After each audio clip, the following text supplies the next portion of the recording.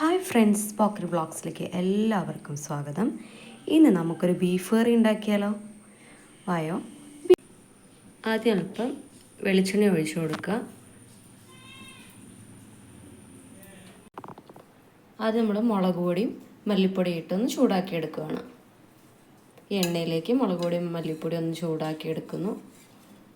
അതിൻ്റെ ഒരു പച്ചമണം പോകാൻ വേണ്ടിയിട്ടാണ് ഈ മുളക് പൊടിയും മല്ലിപ്പൊടിയും മഞ്ഞൾപ്പൊടിയും കൂടി നമ്മളിട്ട് ചൂടാക്കി എടുക്കുന്നത്. നമുക്ക് നന്നായിട്ടൊന്ന് ഇളക്കി കൊടുക്കാം. നമുക്ക് ആവശ്യത്തിനുള്ള ബീഫ് നമ്മൾ മൺകലത്തിലിട്ട് കൊടുക്കുകയാണ്. ഇതിലേക്ക് നമ്മൾ ആദ്യം ചൂടാക്കി വെച്ച മുളക് പൊടിയും മല്ലിപ്പൊടിയും നമുക്ക് ഇട്ട് കൊടുക്കാം. മുളക് പൊടി മല്ലിപ്പൊടി നമ്മൾ ആവശ്യത്തിനുള്ള മുളക് പൊടിയും മല്ലിപ്പൊടിയും ഇട്ട് കൊടുക്കുന്നു.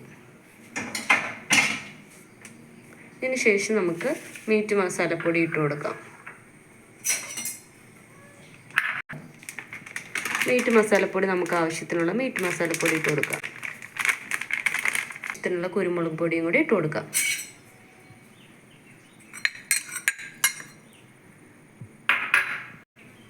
അതിനുശേഷം നമുക്ക് ഗരം മസാലപ്പൊടിയും കൂടി ഇട്ട് കൊടുക്കാം.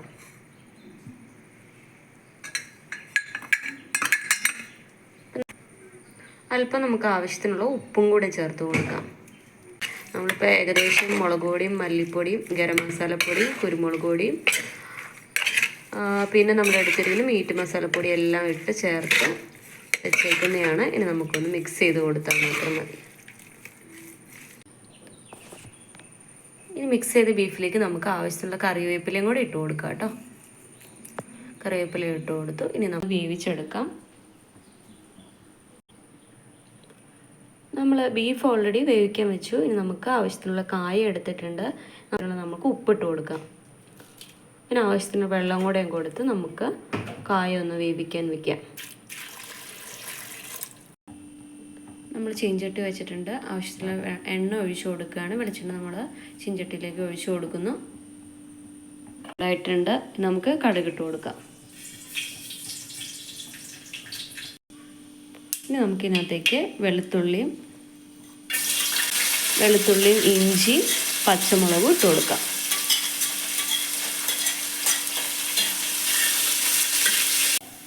ഇതിലേക്ക് നമുക്ക് ഏകദേശം കളറൊക്കെ മാറി വന്നിട്ടുണ്ട്. ഇനി നമുക്ക് സവാള ഇട്ട് കൊടുക്കാം. നന്നായിട്ട് വരട്ടിയെടുക്കുക. അതിൻ്റെ കളർ മാറുന്ന വരെ വെയിറ്റ് ചെയ്യാം. രണ്ട് കളറൊക്കെ മാറി ചുവന്നായിട്ടുണ്ട്.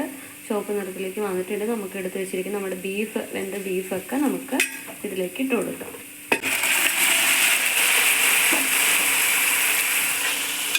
നന്നായിട്ട് ഇളക്കി കൊടുക്കാം.